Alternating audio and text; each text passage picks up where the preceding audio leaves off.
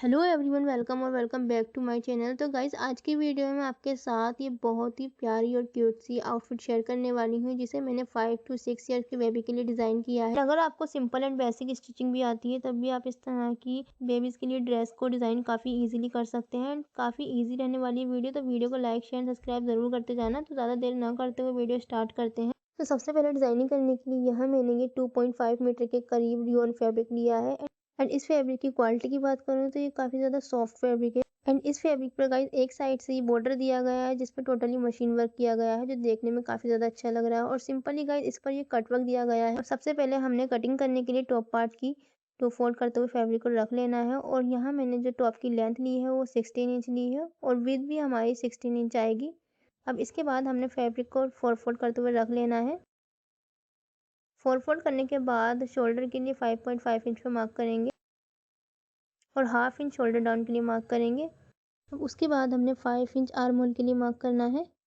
अब इस तरह से लाइन को स्ट्रेट करेंगे और बस्ट के लिए 6.5 इंच पे मार्क करेंगे। वेस्ट लाइन के लिए 4 इंच पे मार्क करेंगे। उसके बाद वेस्ट के लिए 6 इंच पे मार्क करेंगे।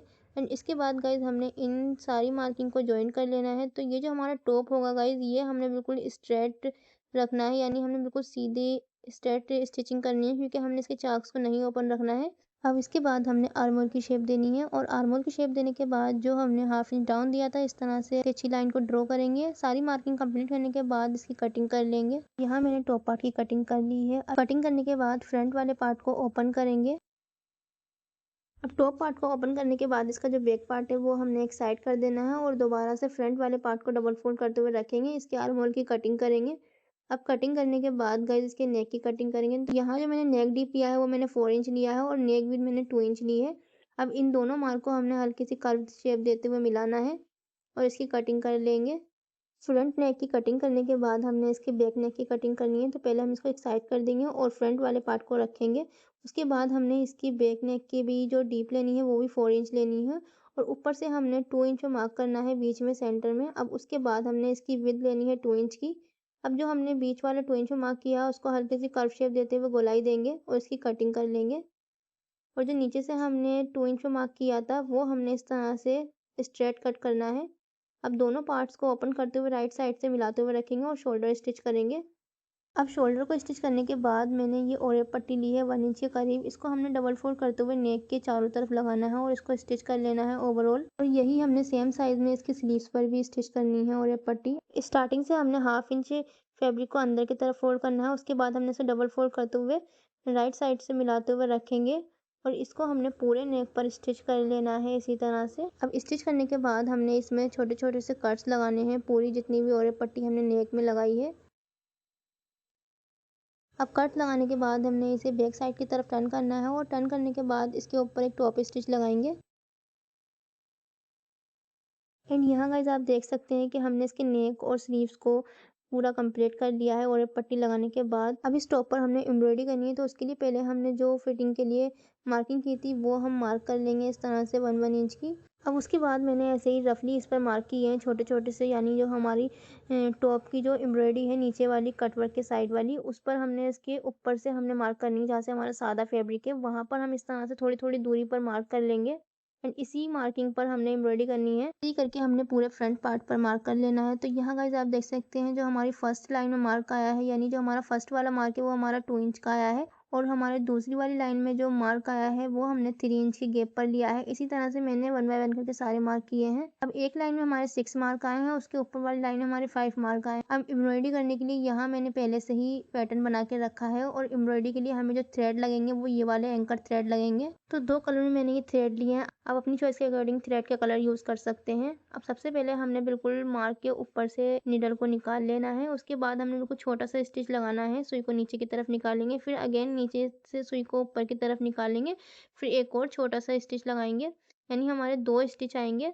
अब उसके बाद हमने नीचे वाले स्टिच के बराबर में से सुई को निकालना है। इसके नीचे वाले स्टिच में से हमने सुई को ऊपर वाले स्टिच में से इस तरह से घुमाना है, यानी हमने 4 या 5 बार सुई को इसी तरह से ऊपर और नीचे वाले स्टिच में से घुमाते जाएंगे। यानी इसी तरह से गाइज हमने 1 बाय 1 करके 4 या 5 बार सुई को दोबारा से इसी तरह से निकालते जाएंगे। हमने दोनों स्टिच में से सुई को बार बार निकालना है, यानी 4 या 5 बार आपको निकालना होगा। अब 5 बार सुई को निकालने के बाद हमने ऊपर वाले स्टिच के पास से सुई को नीचे की तरफ निकाल देना है। तो इस तरह से ये हमारा एक फ्लावर बन के रेडी हुआ है। अब इस फ्लावर के बिल्कुल बराबर में से सुई को निकालेंगे ऊपर, और वहीं से फिर हम सुई को नीचे की तरफ निकालेंगे और थ्रेड को हमने जो छोड़ा है उसे पकड़ लेंगे इस तरह से। फिर नीचे से हमने सुई को निकालना है और वहीं से सुई को जो थ्रेड हमने पकड़ा था उसको स्टिच कर देंगे। अब फिर से गाइस हमने इस फ्लावर के दूसरी वाली साइड पर यही रिपीट करना है। हमने एक लंबी स्टिच का थ्रेड लेना है और इस तरह से नीचे से इसको स्टिच कर देना है। अब इस तरह से गाइस ये हमारा एक फ्लावर बन के रेडी होगा। अब इसके बाद हमने इसकी डंडियों को तैयार करना है। तो अब डंडी को तैयार करने के लिए फ्लावर के नीचे से सुई को निकालेंगे और एक लंबा सा स्टिच लगाएंगे। उसके बाद हमने इसकी साइड से सुई को निकालेंगे और वहीं से सुई को दोबारा नीचे की तरफ लेंगे, और जो ऊपर वाला थ्रेड बचेगा हमारा उसको हमने पकड़ लेना है और उसके अंदर से सुई को निकालेंगे और इस तरह से एक स्टिच लगाएंगे। फिर अगेन हमने इस साइड भी यही रिपीट करना है। सुई को ऊपर की तरफ निकालेंगे और अगेन वहीं से सुई को नीचे की तरफ निकाल देंगे और थोड़ा सा थ्रेड हमने ऊपर की साइड छोड़ना है।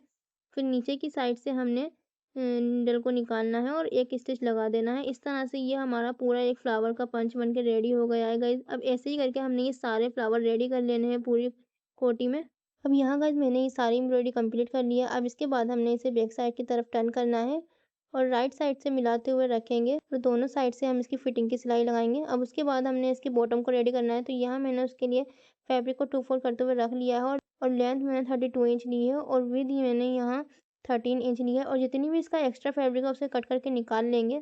अब कट करने के बाद इसमें हमने ऊपर की साइड से इस तरह से 1/2 इंच की प्लेट्स डालनी है।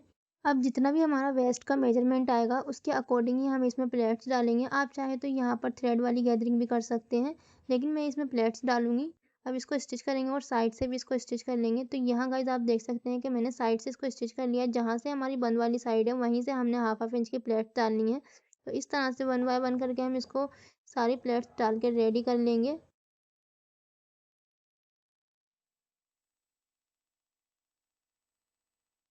अब यहाँ गाइस आप देख सकते हैं कि हमने दोनों ही साइड से प्लेट्स डाल के बॉटम को रेडी कर लिया है। अब उसके बाद मैंने ये एक स्ट्रिप ली है जिसकी लेंथ मैंने 27 इंच ली है और विड्थ मैंने 5 इंच के करीब ली है। अब इसको हमने साइड से स्टिच करना है और स्टिच करने के बाद अब हमने इसको डबल फोल्ड करते हुए रखना है। अब इसको डबल फोल्ड करने के बाद गाइस जितनी भी हमने प्लेट्स डाली हैं उसके अकॉर्डिंग हम इसको स्टिच कर लेंगे। अब बेल्ट की जो बंद वाली साइड है और जो हमारे स्कर्ट की बंद वाली साइड है दोनों को मिलाते हुए रखेंगे और स्टिच करेंगे। तो राइट साइड से हमने मिलाते हुए रखना है इसको, और जब हम इसे टर्न करेंगे तो ये हमारी बैक साइड की तरफ आ जाएगी। अब ये स्टिच करने के बाद हमने इसको बैक साइड की तरफ टर्न करना है और 1/2 इंच का फैब्रिक फोल्ड करते हुए स्टिच कर लेंगे। यहाँ गाइस आप देख सकते हैं कि हमने अपनी बॉटम को पूरा कंप्लीट कर लिया है और एक साइड से मैंने इसको ओपन रखा है, वो हम इसलिए क्योंकि हम इसमें इलास्टिक इंसर्ट करेंगे एक साइड से। अभी यहाँ जो गाइस मैंने इलास्टिक यूज़ की है वो मैंने 1 इंच के करीब यूज़ की है। अब इसको हमने दोनों साइड से स्टिच कर लेना है और इसके ऊपर एक रफली स्टिच लगा लेंगे। पूरी ड्रेस को कम्प्लीटली स्टिच करने के बाद आप इसका लुक देख सकते हैं। एंड साथ ही में गाइस आप इसके बॉटम पर भी देख सकते हैं कि मैंने छोटे छोटे से फ्लावर्स डाले हैं। अब ये जो फ्लावर मैंने कैसे डाले हैं, ये मैंने जो कोटी में फ्लावर डाले थे वैसे ही करके मैंने इसके बॉटम पर फ्लावर डाले हैं, तो इसीलिए मैंने इसकी वीडियो नहीं डाली है। एंड इस तरह की ड्रेस बच्चों के लिए काफ़ी ज़्यादा समर में कंफर्टेबल रहने वाली है, क्योंकि मैंने इस ड्रेस को काफ़ी ज़्यादा लूज़ रखा है और ये ज़्यादा स्कर्ट के साथ है तो काफ़ी कंफर्टेबल रहेगी। एंड अगर आपको ये ड्रेस अच्छी लगी हो तो please like share and subscribe ज़रूर करते जाना। Thank you for watching this video. Bye bye, take care.